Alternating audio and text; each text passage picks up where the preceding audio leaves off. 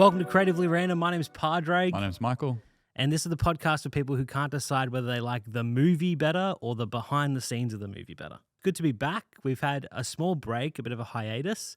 And if you're listening to this, I'll also just say that you can go and watch this episode on YouTube now too, because not only do we have audio, we also have video. So yes, as you can nice see. to see you. Hello. Thanks for watching. Subscribe and like. That's over and done with. Yeah. It's good to be back. Yeah. It's good to be back. Good to have the podcast on video. We're changing the format a little bit, right? Yeah. Do you want to explain what we're doing, what we used to do, and then what we are doing now? I'll explain what we used to do, Sure. and then you can take over. But what we used to do, and our goal was to record once a fortnight and release either that same week or the following week. Mm-hmm. So we were releasing episodes fortnightly Mm-hmm. with a bonus episode in there just because of the NBL finals. Yep.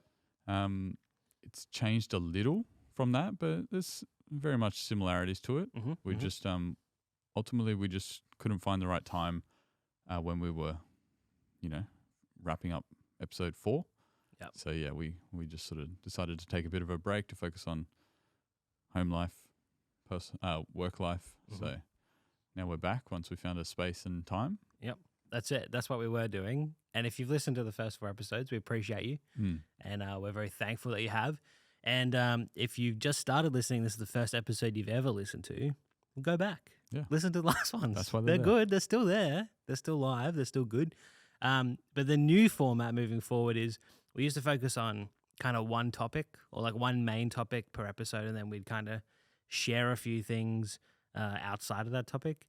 But now we're going to be talking about more, this is a weird way to say it, more topical things. Yes. So more things that are like more topics per episode, less depth, more topics and kind of things that are happening at the moment. So if you're not fully up to date, you can kind of catch up to date, usually bring stuff that's happening. Or if you're very on top of things, you just get to hear our opinions and our thoughts on those things. That's it. Sounds good. The other thing is still fortnightly at the moment.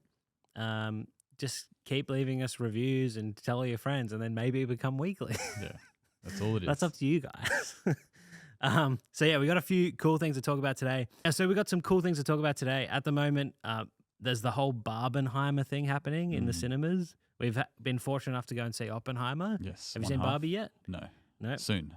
Soon? Soon. Should be this week. Locked in with the fiance. That's it. Nice. I'm sure my wife wants to see it too, but we've got a baby, so we can't go to the movies together. So maybe I'll let her go and I'll look after the baby. So we're going to talk about Oppenheimer, our thoughts. We'll try to avoid spoilers, but it is a movie based on history. Yes. So we can't spoil too much because if you know anything about history, that's it. I think it'd be good to touch on Threads. Yes. Because we haven't been around since, and Threads is only like 2 or 3 weeks old at this point. Yep. And what that's bringing to the space of social media, and do we even need another social media? Is that necessary? Yes. And then I want to also talk about the Nothing Phone 2, because that's just recently come out, Yeah. and the kind of design language about that, and whether we like this transparent design language. What are your thoughts on that? Yep. And then we'll finish with Patch Notes. So Patch Notes is a new segment that we're going to be doing every episode, where we talk about just bring something that we saw before the episode that's inspiring or cool or something that we just like, that we're keen to share with you guys and with each other. That's it. Let's get into it. Let's start with Oppenheimer. We saw it on Friday night. Yes, a couple of days ago now, but still fresh. Very good. It was very busy. I think that's Packed. the last movie I've ever seen in a cinema with that many people was probably Endgame, which we talked about on Friday night. Yeah. Every time I've been to the movies other than that, it's been like 10 people in there. Granted, it's like late at night usually because I go after Timmy's asleep and usually go by myself just to watch movies. I went and saw Mission Impossible at like 9:30 at night. Yeah. So there was like 5 people in the cinema. And it had been out about a week or 2? Yeah, it'd been At out a that point? couple of weeks at that point. So I'm like, it's fine. But it was packed. And on the way in, you could tell all the people that were going to go see Barbie because they're all dressed in pink. Yep. And then all the people that were going to see Oppenheimer were just like Normal clothes. casual, just civilian clothes. So what were your thoughts? Initial thoughts, just overall thoughts of the movie? Good, bad? Thought it was great. Yeah. overall, great. Blew my socks off with a lot of loud noises. Yeah. A few people in the cinema that I could see at times would jump at certain moments because there were a few moments of not jump scares, but like it felt like that because it was silence and then loud sounds tension. or just bits of tension. Yeah. So it had my heart racing. Definitely one scene which everyone should know about what happened with Oppenheimer.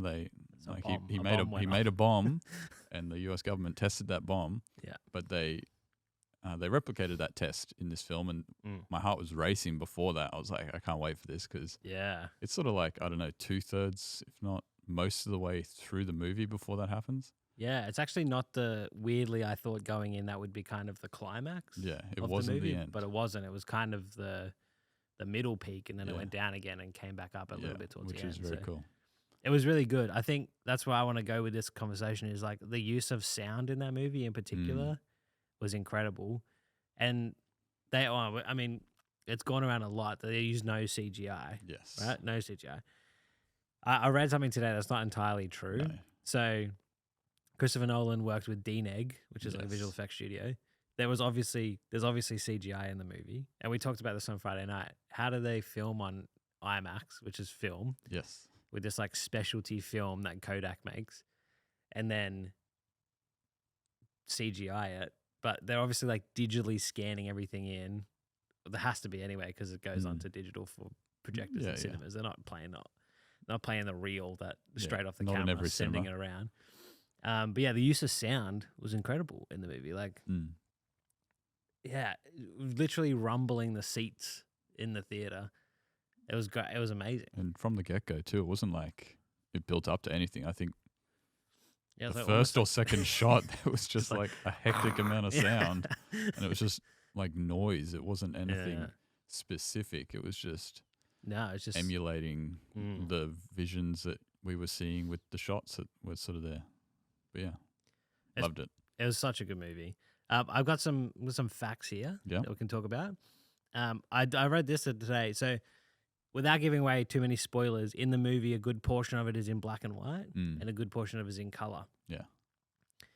When we left the theater on Friday night, we were talking about it, and I was like, oh, I liked how the color seemed to be like in the moment, and then the black and white was like in the future or in the past, like as a different timeline rather than like the kind of narrative timeline. Yeah.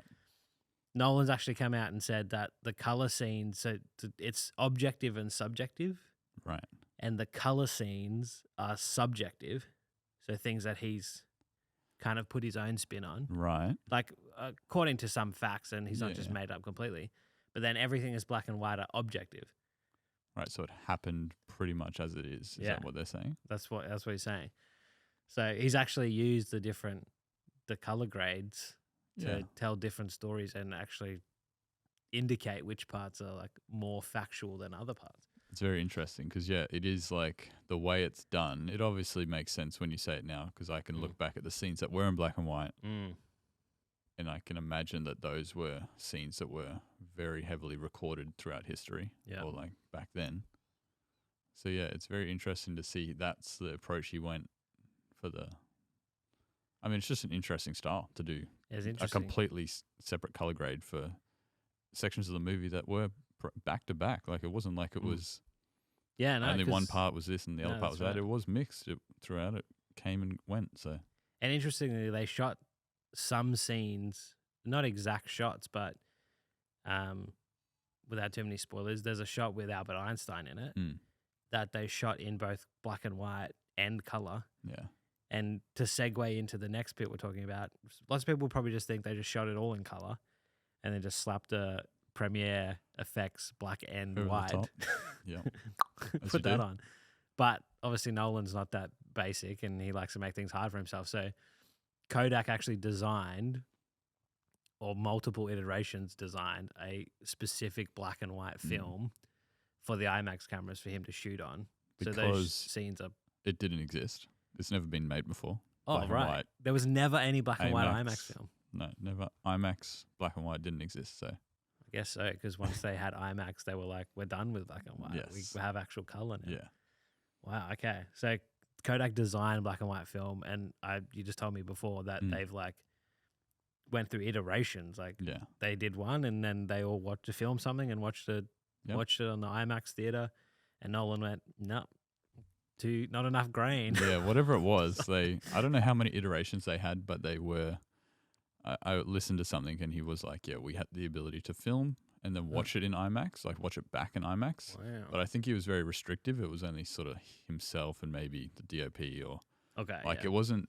It was something else I read later on. Like the whole cast. The cast apparently didn't see much until it came out. Yeah, like sure. until the premiere, they didn't really see much. Yeah, sure. I mean, the workflow with IMAX would be a lot more involved, I imagine, than just digital to digital, because you got to scan everything in and then treat it properly, and and then scan it back to film, because it does get played on IMAX theaters and then has to be back into film. Yeah, and because it's IMAX and film, I guess you can't watch it on set.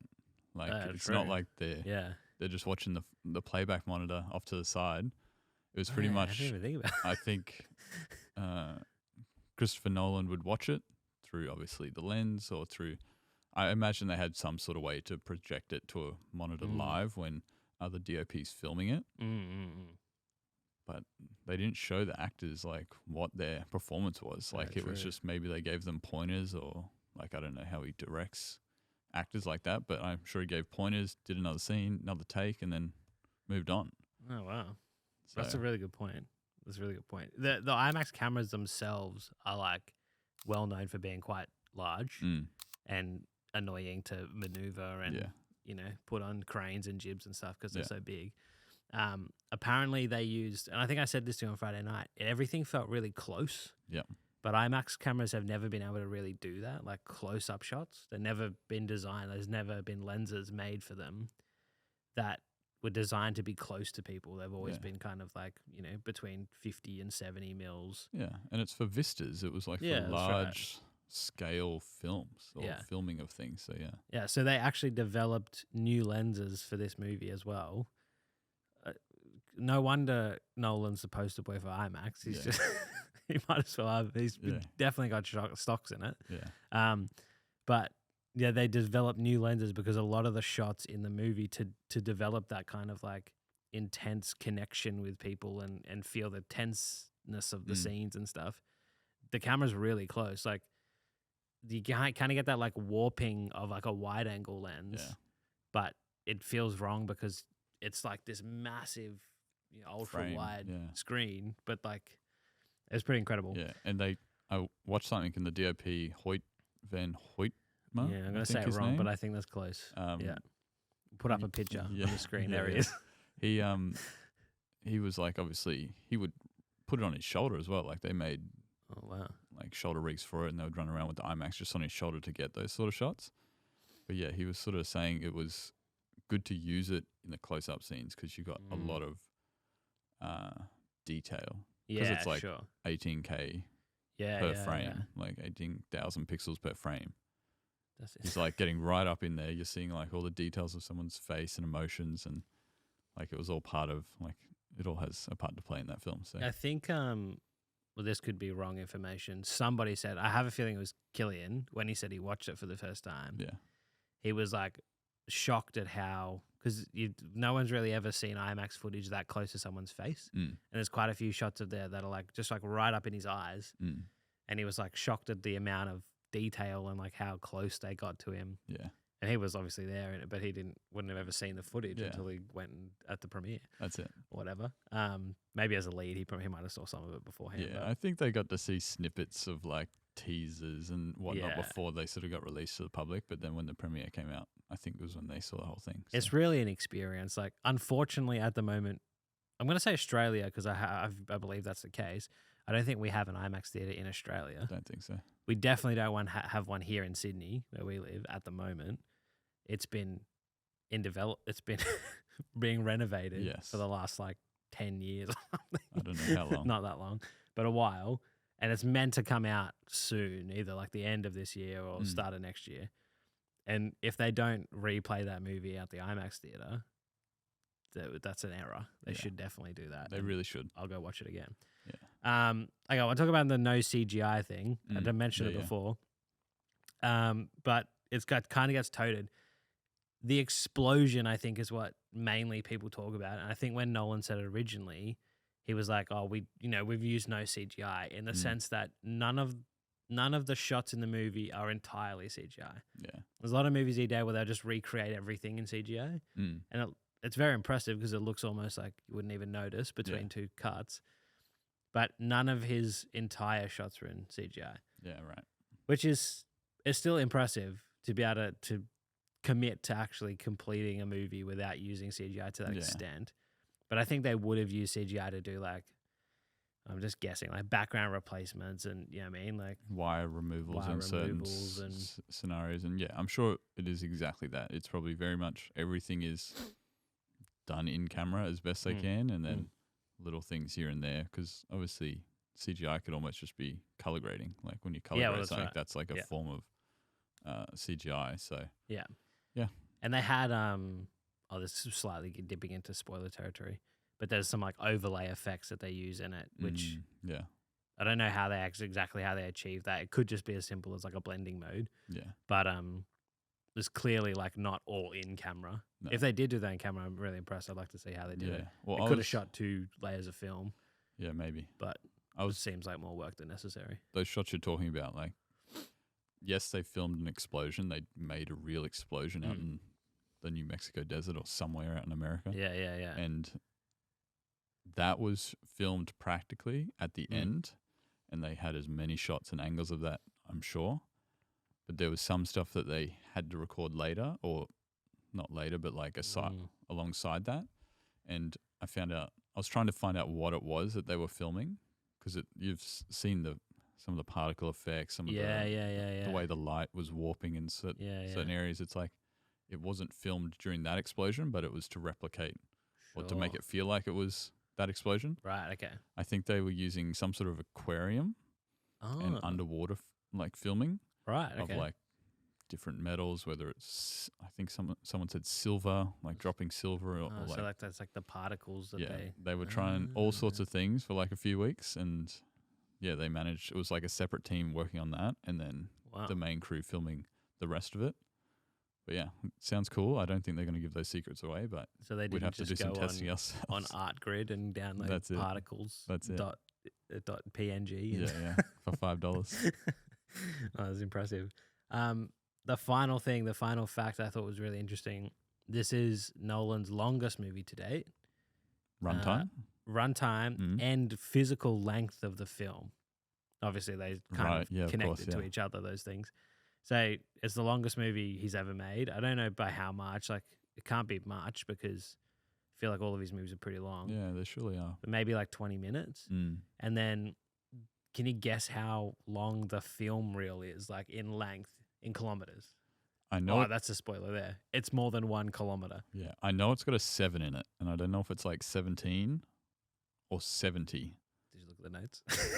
No, I know it's got a 7 in it because I watched something before it came out, and they were like loading the film, loading IMAX into the projector, and it was like the most craziest setup. Yeah. So I got confused because I thought it was 70 kilometers long.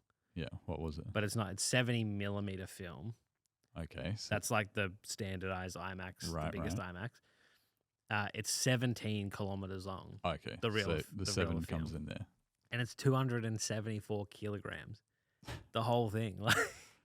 It's almost a small car. So yeah, they're like, it's obviously not moving that around very much. I don't imagine. It's probably wherever it's in London or wherever it's just sat there. The video I watched that told me the 7 part was they had it on, like they took it out of the box and put it on a forklift.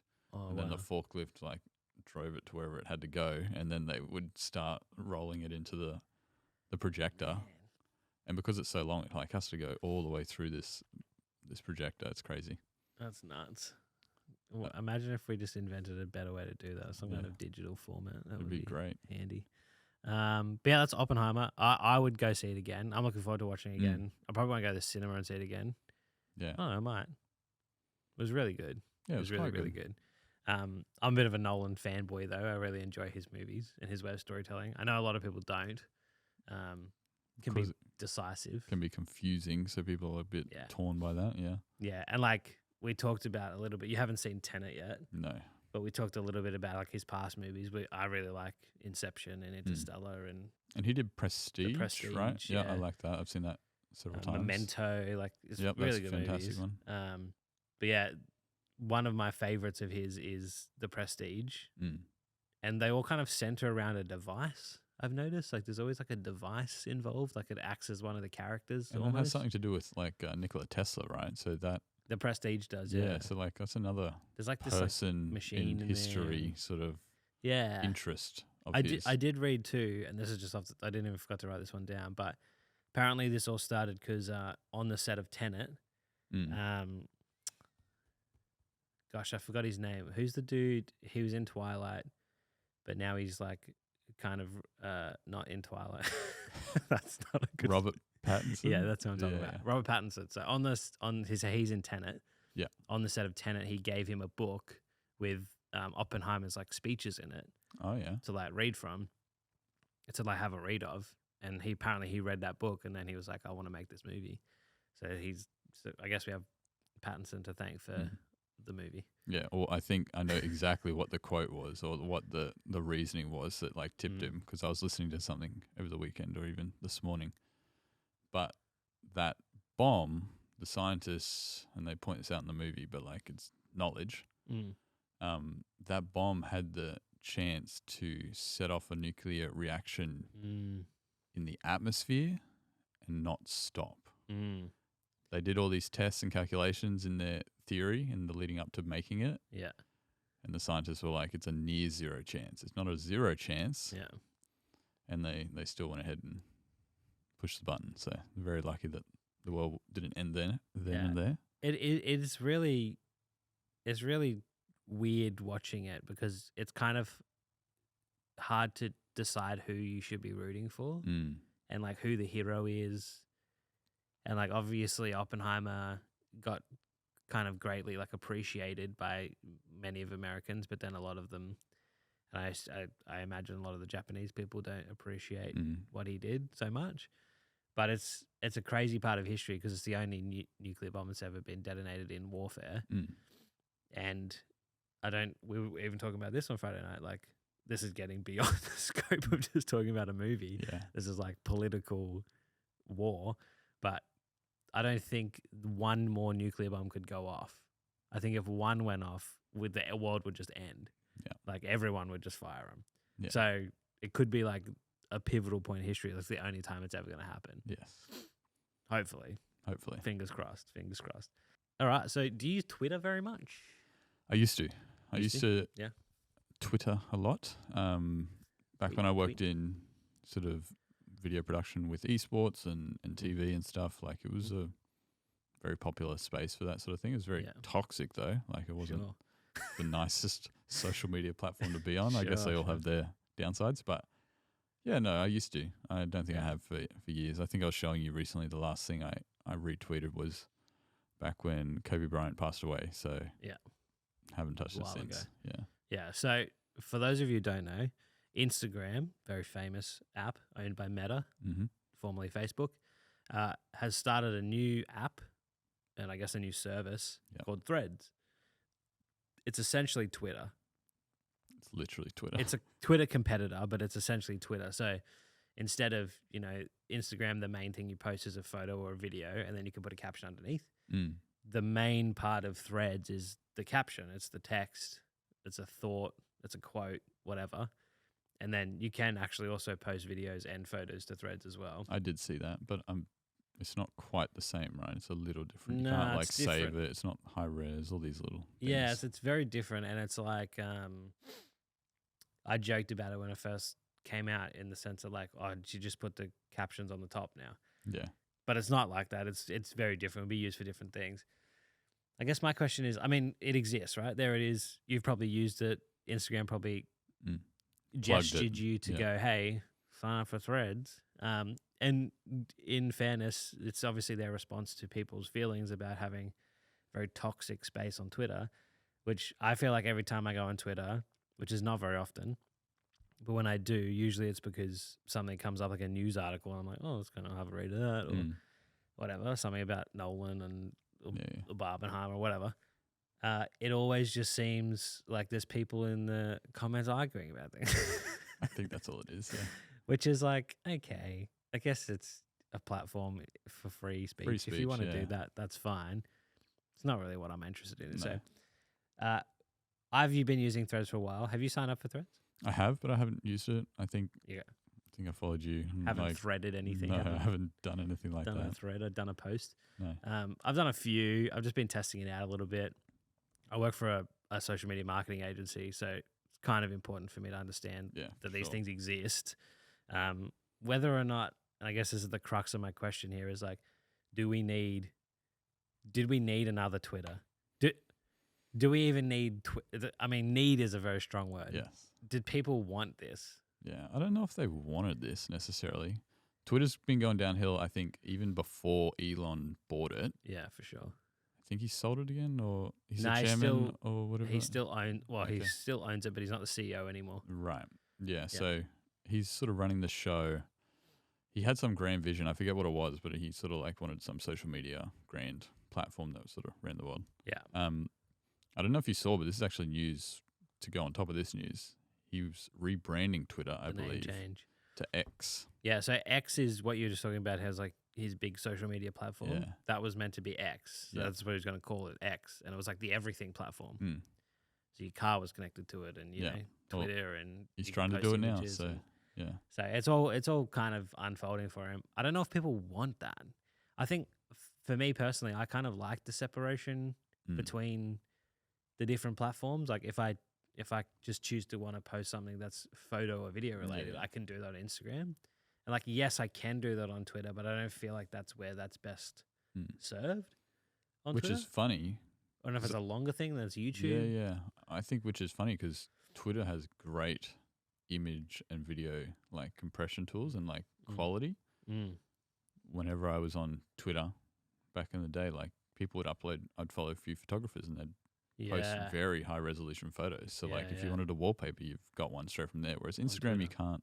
That's true. Can't save a photo that someone's taken. You have to screenshot it, and that in itself is not high quality. So well, it's led to the whole like link in my bio. Yeah, exactly. Where it's, take them externally. Yeah, which is obviously not what Instagram wants for people to be leaving the app, but they haven't enabled ways for people to share stuff in the app. So and with Threads, if it's trying to be Twitter, it's not quite there yet in the that image or video side. I think there's it looks good, like it's okay, but from a user interface perspective, I much prefer Threads. I think it's just simpler. Yeah. But I also think it's because it has significantly less features than Twitter at the moment. Yeah. So I think if they build those features out, it would probably end up being almost similarly cluttered. And another thing I love about it, like you say, user experience, because it's owned by Meta, you can just, there's an icon on your profile where you can just tap. If you're on Threads, you can tap the Instagram icon and it takes you back to your Instagram account and vice versa from Instagram to Threads. Well, that's a good point, actually, because you can't actually sign up. You can't actually have Threads unless you have Instagram.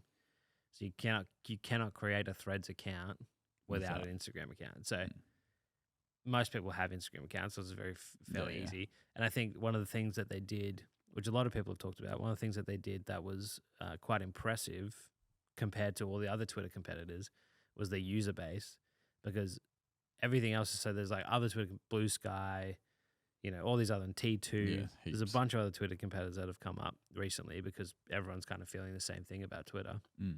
The problem is when they started, they had none of your friends were there.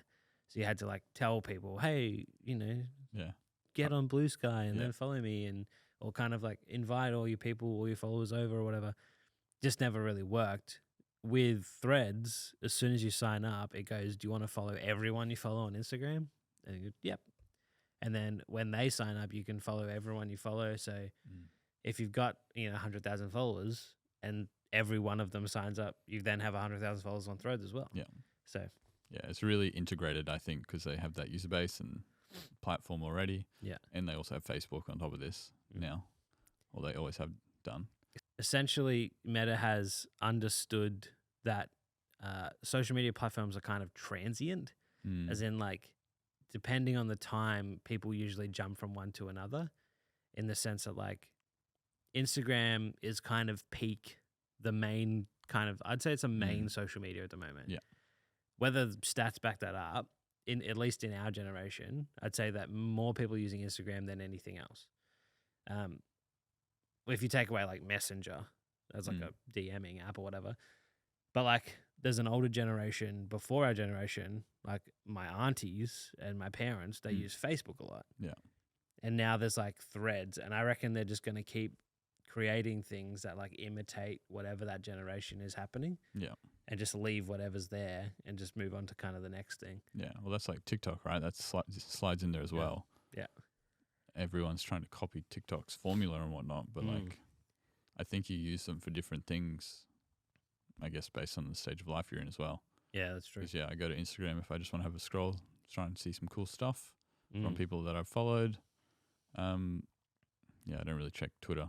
I don't check Twitter at all. Yeah, I had to download it the other day to see. It. Yeah, I had to download it the other day to see what I'd posted last. Yeah. But yeah, it's just nothing I look at anymore. And just crap on there. And Threads I don't even look at. I've got it. I'm on it, but I don't use it. Yeah, it's I'm not really like a big words person either. I'm like much more visual than I am words. So having like a Twitter never really appealed to me as like a place to just go and kind of say your thoughts. Yeah. Because I was like, I'm not really like a big words person, so I'd rather create something and then show that. I think it's probably a good space to create conversation around. Like, I don't know, you have a question about something, you can ask it and people might get back to you. Yeah, that's true. It's more of like, you know how Reddit is, someone asks a question, then Reddit will respond based on whatever channel they're in. I think Reddit's also going down the drain at the moment. They're having Reddit's in a bit of hot water. Yeah, a bit of trouble. So they're just not being very nice to their community. Yeah, maybe Threads has come at the right time. It's just not the whole package. It doesn't tick all the boxes of Twitter or all the boxes of Reddit. But maybe it can find its place. Yeah, I think so. I think Meta knows what they're doing, and they got the money to support themselves in it. Like, it's currently there's no ads on Threads. Yeah, which won't be the case forever because they'll have to start making money from it eventually. And also recent development, creators have just started earning money on Twitter. So yes, yeah. I heard they just got a notification that popped up when they logged into Twitter the other day, and it said, "This is how much you've earned from ad revenue. It's going to be deposited into your Stripe account, connected Stripe account, or whatever." But there's like no stats on where it's coming what from. was performing good or anyway. It's so just Twitter's last chance, I think, to try and bring people back. Get some people back. Yeah, 100%. Cool. So that segues pretty nicely into the next topic: is where do you draw your inspiration from? Obviously, probably not Twitter. No, not at all. I don't imagine. Do you use do you books? You lean on books a lot. Like as a motion graphics artist, there's probably like not a lot of stuff in books. No, because you probably look at emotion a lot of the time, but you're just looking at design in general, I would imagine. Yeah. Films or all sorts of stuff. Yeah, all sorts of stuff. There are some good books out there that can give you fundamentals and things, and I've got a few. Speaking of, I still need to bring you the NASA book from episode 1 or whatever that was. Yeah, bring that down. But there's lots of good books out there that can help you with the basics, and I think there are motion animation books as well, where it's like very word heavy stuff for with just images. It's not motion, obviously. Yeah. But I find myself on apps like Behance. Pinterest and Dribble. They have some good motion stuff. Even though I'm not in love with those platforms, I don't think I'm in love with any platform at the moment for definite inspiration. I just go to them to find certain artists that I follow, or just new stuff here and there. Another one I guess would be ArtStation, which I don't. I think I have an account, but I don't I haven't put anything on it frequently. I don't go to it frequently. It's more of I think it's more industry level, like concept designers, artists, all that sort of stuff. Yeah. For like film and games. So I'm not there all the time, but there is some good stuff if I'm just trying to scour for ideas. Yep. But yeah, Instagram can have some good stuff here and there. It might hard be to search though, hey. Very hard to search, but it may lead me to find, say, say an artist that I follow, he or she might post something, and then I'll be like, oh, cool, I can go down the rabbit hole of find the work on Behance where they may have broken it down or on the website. Yeah. So they're just tools at the moment to find work or find to navigate me towards certain things to find inspiration, but it normally comes from other people and my imagination from that, I guess. Yeah. Less Less like looking at things. Yeah.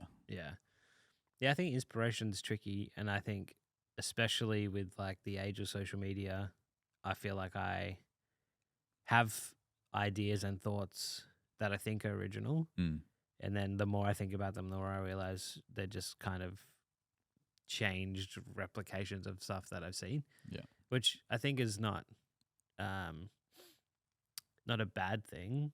Austin Kleon's book, Steal Like an Artist. Yep. Like nothing is original, right? Like no, not anymore. there's a Bible verse that says nothing under the sun, nothing is new under the sun. Yeah. Like everything is kind of like recreated from something.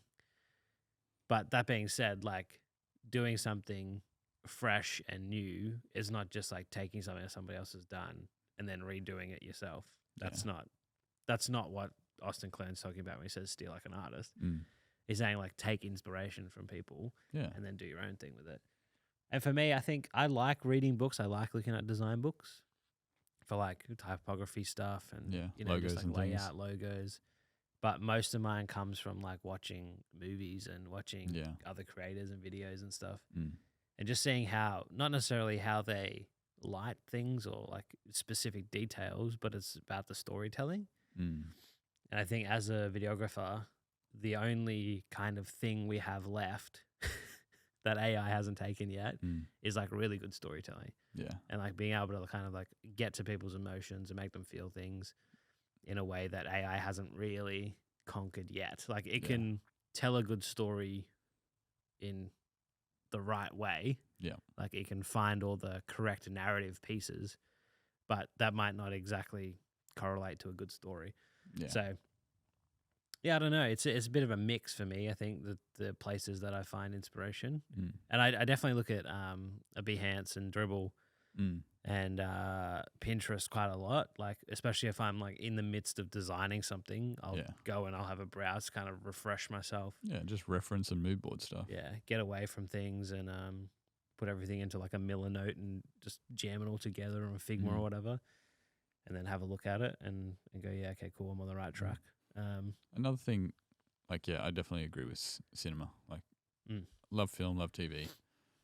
There's definitely a few key directors or producers or whatever that I might dive into their work, just if I'm looking for a certain style or something, or if I've just remembered it from the past that I'll go back and watch it again. Definitely Oppenheimer had great, like, in-camera effects. Especially some of that, like, the aquarium stuff like that we talked about. Whatever they filmed underwater, I'm very curious as to how they got that and how they got certain things. Because it was quite impressive. But another thing I would say is YouTube tutorials, like learning from people that are teaching. I've self-taught myself a lot of what I know. I studied graphic design, but then self-taught pretty much everything else. When it comes to animation, video editing, photography, videography, that all came just from playing around and sort of messing around with those tools.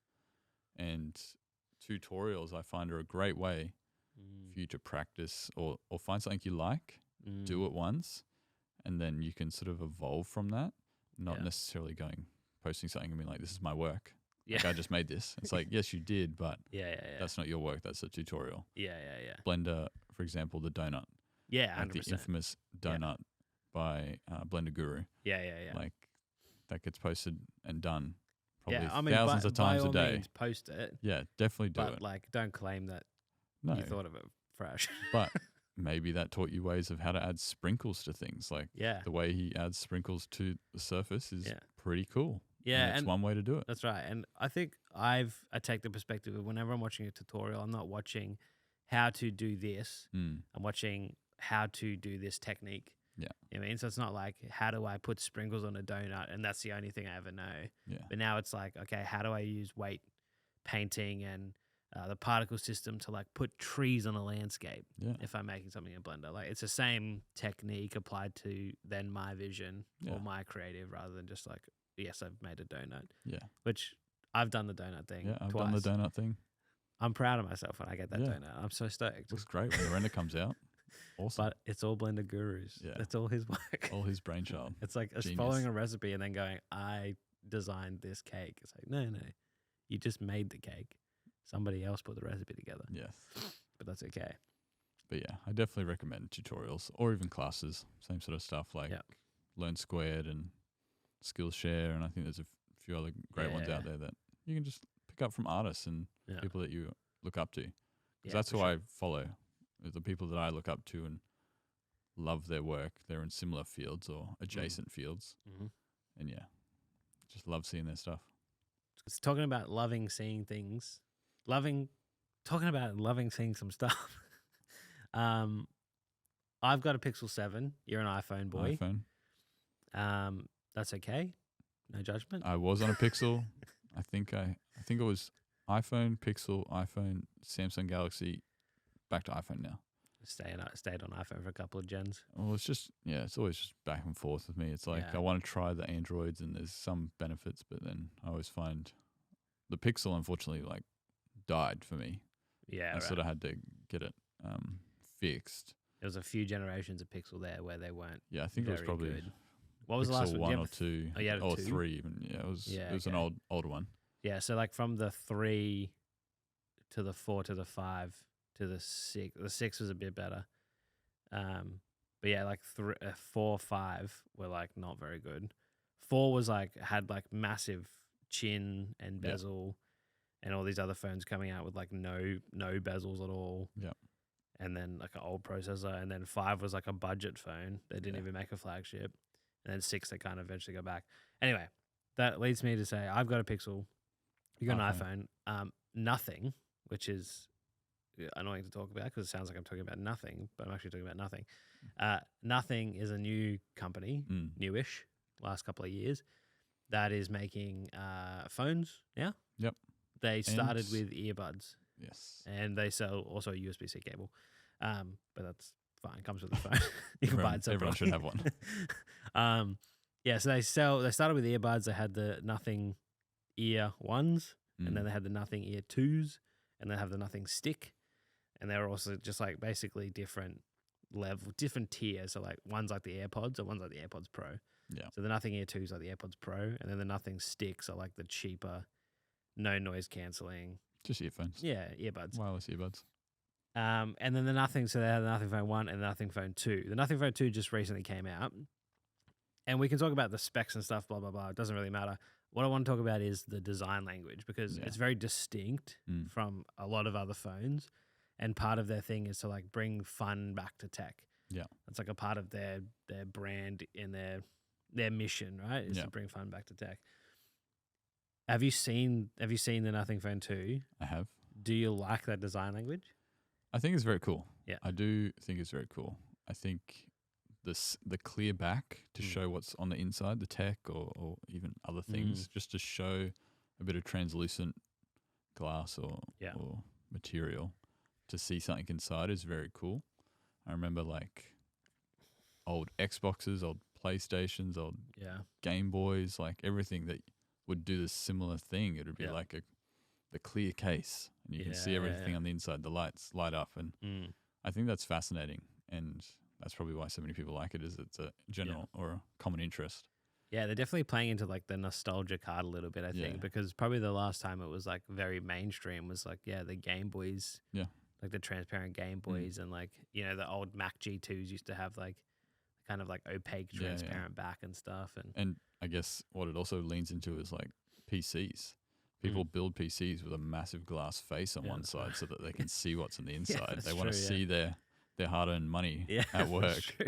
So maybe they're playing on that as well. Like people are just interested, I think, and it is very sleek. I think I've seen some photos and I've seen some videos of the Nothing Phone 2. And like they were very like meticulous with like how the cables go and everything. It's like trying to be super clean. Well, obviously there's only like, if you're designing a phone, there's really only so many places that those components can go inside that 6-inch screen. But the fact that they have made it even harder for themselves by making the back completely transparent means that everything on the inside has to be neat and tidy and look nice. Yes. And like etched with their logo and stuff. Like it can't just be like just jam it all in there and make it work, which is not how other phones are if you took the back off them anyway. But it's really impressive. And I think their original design, so the Nothing Ear 2s, which I don't think, the Nothing Ear 1s, when they first came out, they partnered with a company called Teenage Engineering. Heard of Teenage Engineering? No. So they make like musical sound instruments and stuff. Right. And their design language is like, I'll just pull it up here to show you. But it's like really down, really in my alley of like things that I like. Kind of very spacey. Yeah. And industrial. Industrial tech, right? Yeah. Teenage Engineering here. So like they're like MIDI keyboards. I have actually seen. You probably have heard of them. I've seen a lot of these. Yeah, these are MIDI keyboards. They make mixers and a sound recorder and stuff. All this stuff's super expensive, but it's all made of like anodized metal, and like this like it's very analog looking, right? Yeah, clean kind of design language. And when they first came out with the Nothing Ear 1s, they'd partnered with Teenage Engineering to design them, right? Because they're an audio company, so they'd help with the audio stuff and kind of followed their design language. I don't know, I really like it. I think it's like different to what's being done with the rest of phones. Like everything else is just like a back and a glass screen and then some cameras. Yeah. And they have this like light interface on the back of the Nothing Phone 2, which is like, and the Nothing Phone 1, which is they call the glyph interface. And basically the idea of it is that you can use your phone more productively without having to look at the screen. Yeah. So you can put it face down, and then if you get a notification, it will like beep in a certain pattern, or if you get a call, it will like beep the call pattern, right? Yeah. Yeah, which is like throwing back to the original Android phones that had like a little notification LED on the back. Yeah. But in a like more fun kind of nice way. way. Yeah. So I'm a big fan of it. I think it's cool. Their phones are like pretty good, but it's really hard to break into and they've done a good job of making their phones look very similar to iPhones, I think, to kind of break in, steal some of the market share back from Apple. And their software is really nice as well. So I don't know. I'm interested to see how it goes. Anytime a new Android phone pops up, I'm like, is this actually going to make an impact? Because Apple has such a monopoly, I feel like, at least in Australia.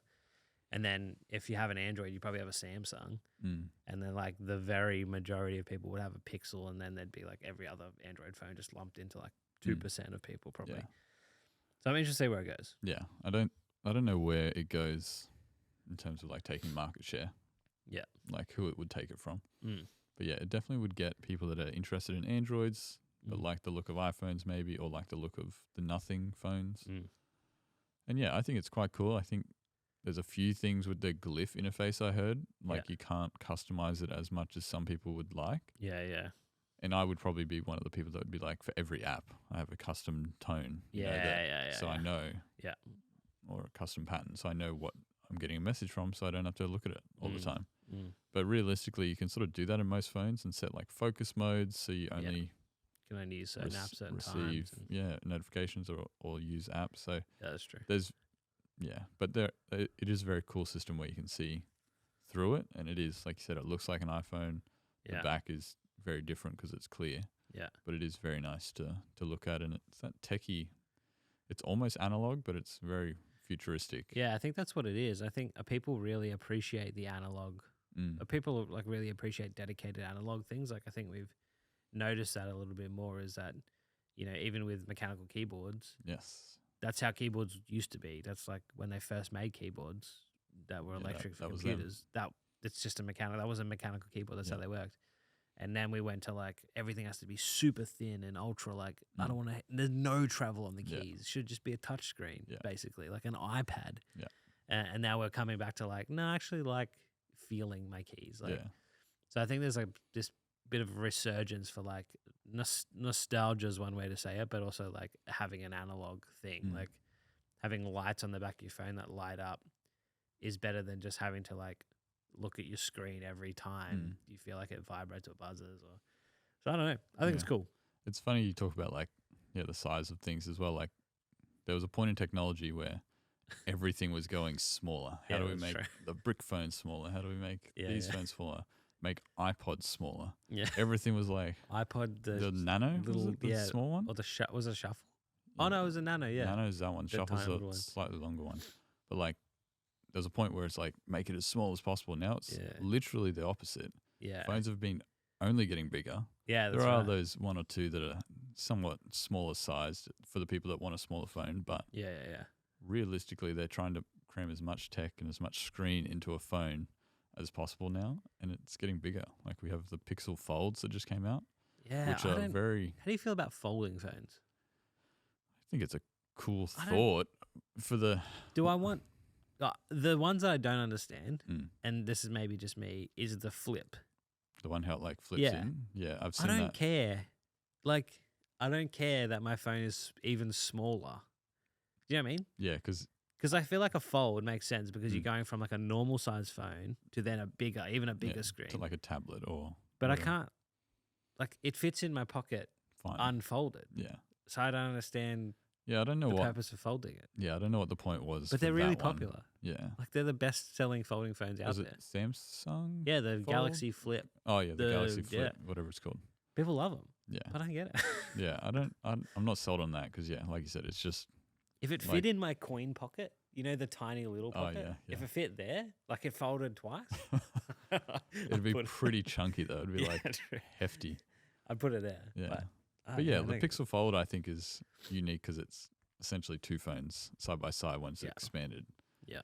The purpose of it, from what I've gathered, is you have two apps or windows operating at the same time on two screens, or you're like using it like an ebook almost. You're reading a full couple of pages of whatever. Yeah.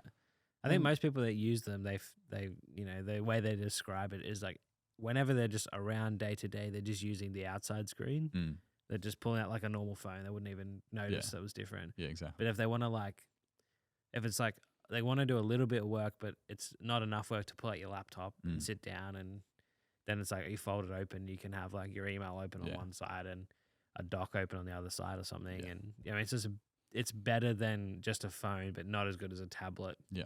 But more convenient than a tablet because you don't have to carry it around. Yeah. So I think it sits in that nice sort of range. It's just until someone like Apple takes it and runs with it, I don't think it's going to take over the world. Yeah. Well, Apple's the king of that, right? Like they just wait, refine it, and then they come out and they're like, we've perfected folding phones. Yeah. Well, that's the thing with folding phones as well. We haven't perfected that technology. There's still like a little bit of gap. Yeah. The screen would probably bend over time. And like when the first ones came out, they got like the tiniest little hair in them, and they just exploded and broke. And people try to peel the screen protectors off, and they just like shattered into a million pieces. So we're not there yet, and they're super expensive. Like the Pixel 7, the Pixel Fold in Australia is like $3,000. That's just too much money for a phone. It's ridiculous. I can buy a laptop for that. Yeah, you could buy 3 iPads. Yeah. And just glue them all together or something. But yeah, cool. Okay, let's go into patch notes. I did have a quiz for you about Mission Impossible, but I think we'll leave that for another day. Yeah, we talked a lot about movies. Yeah, next time. Let's go into patch notes. So patch notes is what we're calling this segment where we just bring something. It's kind of like show and tell. But we're calling it patch notes because we're different and we're cool. We like the name. That's all it was. We like it, yeah. Michael, do you want to kick us off? Patch notes. Yeah. So what I saw, I did show to you before this episode, like last week or the week before, whenever it was. Keen to talk about it. Yeah. So I'm a big fan, and I think I've talked about him many times in the last 4 or 5 episodes that we've had. But Ash Thorpe. Yep. Great director, animator, motion graphics artist, designer, whatever you want to call him. Great person. Big fan of his work. He and another guy, Carlos, I forget his surname, but his alias, I guess you could say, is Color Sponge. That's right, yeah. The two of them are massive fans of cars, automotives. So they, I think over the past years, you'd have to dive into their story, but have slowly been like getting into cars, designing cars. I know Ash did some stuff for Ken Block, Yep. which is awesome. He also did and worked on the Batmobile, like from the recent Robert Pattinson movie. Yeah, Robert Pattinson, yep. And essentially their love for automotives and cars and essentially visualizing and creating the most realistic possible cars they can in CG, they are hoping that they would be funded or asked to work on projects where those could come to life. Yeah, sure. So they created this product, brand, company, whatever, called Make Haste Corp or Core if you're from America. I think that's cool. They don't say the P, but true, short for corporation. Yep. It's just makehastecorp.com. It's amazing. Go look at it. Yeah, if you love cars, if you love CG, if you just love watching cool visuals, they have some great stuff in there. And the most recent one was, I think it's called Group C. Yeah, Group C. Edition, whatever it was. Yeah. But I was showing that to you, and that's what sort of blew your mind because we were watching this video in the highest possible resolution. So I think it's like they released it in like 2K or 4K. Yeah, it's 2160. Yeah, so 4K. So 4K. So we're watching it, and we're just like, oh, this is like that's great that they got those shots. Like that's so cool, and yada yada yada. Yeah. And then afterwards, we found out that everything is CG that you're looking at. Nothing is real. It looks real. It looks very good. This is a visual representation of my mind being blown. Even now, as I'm looking at the photos, I've already seen the video and I know how it's made. Well, like I know that it's not CG. It's crazy. And we did a bit of a dive after that into like the other works, and we started talking about what makes it so good. Like how do you replicate that? How do you convince people that it's real? And we sort of came to the conclusion that because it is cars and because it is on the streets, on racetracks, like all things that are tangible and real, like you can believe it's real. Yeah. We were talking about the idea. That's right. If it was like it's embedding it in real life that makes it feel real. Like I don't even know how to explain it. You honestly really have to go have a look at this. But the way that they've filmed it, and I think the movement involved in some of the shots, it really adds to the feeling of like this is a real thing that exists. And the detail and the work they put into like texturing these models that they've made is insane. Like, it's wild. My mind's blown. I don't get it. I think this is one of the main. I don't get it. So Ash and his company Make Haste Corp. Yeah. I think I check every day. Even though they don't post every day, I just go to it every day and I sort of have a scroll and I love to look at it because it's very nice work. And there's lots of cool little things like animations and stuff within those videos as well that I draw inspiration from. And I would love to be able to do stuff like that or even attempt something like that. So yeah, it's incredible. Go have a look at it. Makehastecorp.com. I'll put the links in the description. But yeah, go show them some love. Go follow them on Instagram as well. Ashthorpe has a podcast called The Collective. Yep. So if you're looking for something else to listen to, go listen to that. He interviews some incredible creative people. Greg Fraser. Beeple. If you follow the NFTs and everything more recently, or if you followed his artwork every day or whatever it was. Right. Yeah, the artwork prior to that. Yeah. Yeah. He's been around for a long time. Yeah, he's The Collective's great. Like really in-depth conversations about how they think and how they operate and where they draw inspiration from, and it's worth having a listen to. And then go check out Make Haste Corp because it's incredible. It's amazing. Definitely, it's art. It's like it really is art. Because it's taken them a long time. We should say it's the type of project that is a side hustle for them at the moment. So they work on that on the side of their lives, their jobs. And it's taken them, I think, a solid year or so, if not more, on, I think, the Group C project alone. Yeah. Let alone all those other ones that they've done in there as well. Yeah, look at everything on there, but far out. That Group C project, I think that's their most recent release, hey? Yeah. And it's got, just go look at it. It's worth seeing. Just go look at it. Okay, my thing for patch notes this week, I wanted to say Oppenheimer, but we've both seen it. No. Yeah. I'm gonna say so. I saw Indiana Jones 5 the other day. The latest. The Dial of Destiny. Mm. Is that 5? I don't know. Yeah, I think so. I can't remember. Was the last one the Crystal Skull? Yeah, that was 4. Okay, then. This is 5. Indiana Jones 5, Dial of Destiny. I don't know. I'm not gonna rate the movie. It's fine. Neither here nor there. It's fine. Yeah. There's a. I will say this: the female protagonist in it is quite annoying. Not because she's a female, just the way they designed her character, I think, was meant to be annoying, but like never redeemed her.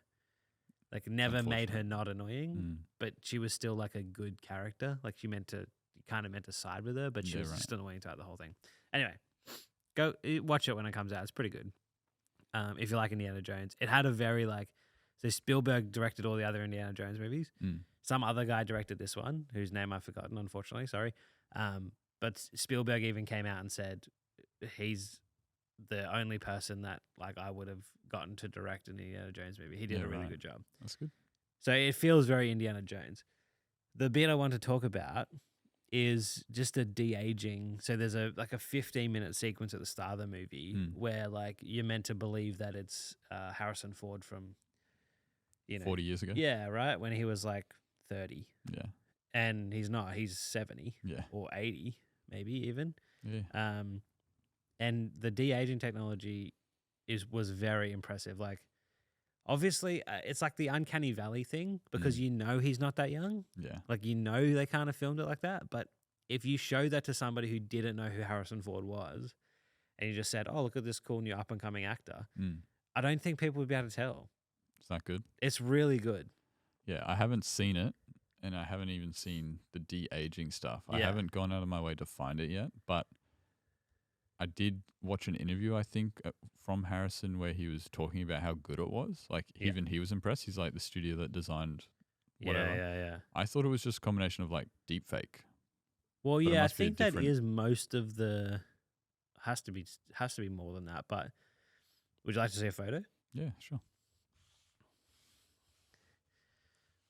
Obviously that's a still frame. Yeah, but that's pretty good. That's a still frame. So you're only going to get so much out of a still frame.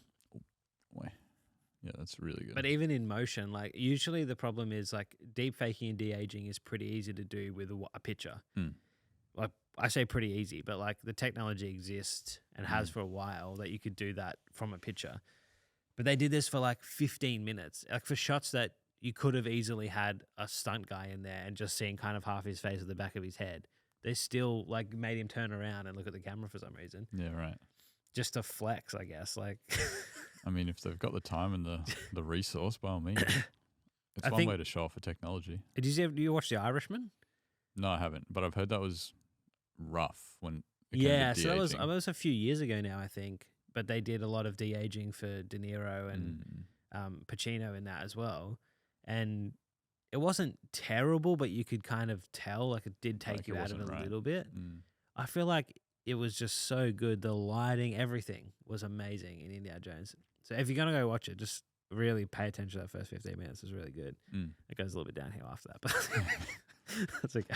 I think you literally mentioned lighting. I don't think we mentioned it previously for that Make Haste Corp, but I think that that's a big part of what that has a big part of everything is lighting, right? Yeah, there's a part actually when you look at Make Haste Corp, look at their project Red Drum. All of the ones are good, but Red Drum in particular is this old Chevy that they've just modeled and designed. I think it was mostly color sponge, that project. Yeah. But it's in the sun outside.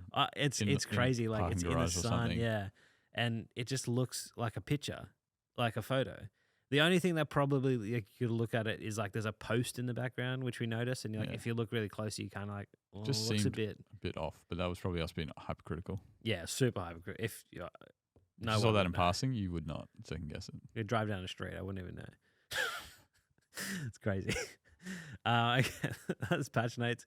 Thanks for listening. We've gone for a long time today. Yeah, first one back. We're excited to talk, and we appreciate you, and we're so thankful that you listen. We encourage you to tell a friend. Leave us a review on Apple if you can. That really helps with the the algorithm, as they say. Like, it just helps people become more aware of the podcast. So if you enjoyed it, leave us a review. That'll be awesome. 5 stars. Thank you. And then, send us a message. You can go to creativelyrandom.com. Send us an email if you got ideas for segments or thoughts, or if you just want to send some feedback, say, hey, you can do that there. And we're super grateful we get to do this, and we're pumped to continue to do this more. And we hope you like the video. Subscribe on YouTube, and leave us a comment and tell us what your favorite part was, and tell us if you think Michael's hair's cool or my hair's cool. How's the lighting?